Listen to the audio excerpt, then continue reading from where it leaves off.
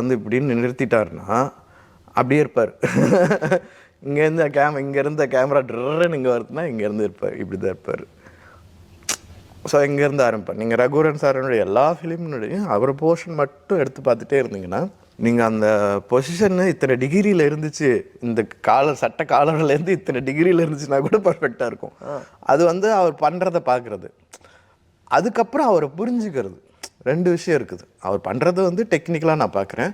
2வது அவரை புரிஞ்சுக்கிறது. அவர் எப்படி புரிஞ்சுக்கிறோம் அப்படின்னா, நீங்கள் எவ்வளவு காசு கொடுத்தாலும், கம்மியாக கொடுத்தாலும் கூட கொடுத்தாலும், நிறைய பிஸி ஷெட்யூலில் இருந்தாலும், அவர் மாதிரி பிஸி ஷெட்யூலில் யாருமே இருந்ததில்லைன்னு நினைக்கிறேன். ஏன்னா தெலுங்கு, ஹிந்தி, தமிழ், மலையாளம் எல்லாத்துலேயும் நடிச்சிட்டு இருந்தார் அவர். ஸோ அப்போ அவ்வளோ பிஸியில் இருந்தாலும் அவர் அதை பண்ணுறாரு. அப்படிங்கும்போது வேலை மேலே இருக்கிற அக்கறை. இவங்க ரேவதி மேடம் வந்து டைரி மாதிரி எழுதுவாங்க எல்லாத்தையும். இன்றைக்கி சீனில் நான் என்ன ட்ரெஸ் பண்ணியிருந்தேன், என்ன பொட்டு வச்சுருந்தேன், அந்த டைரியில் வந்து அந்த பொட்டினுடைய மிச்சம் எடுத்து அது மேலே ஒட்டி வச்சுருப்பாங்க.